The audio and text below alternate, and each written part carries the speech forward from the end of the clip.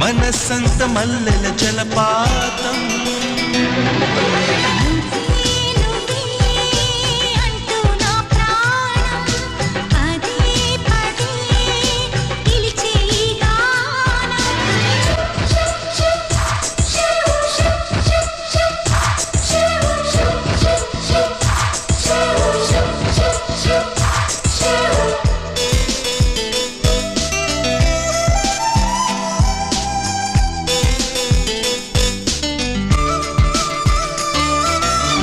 తరుముకు వచ్చే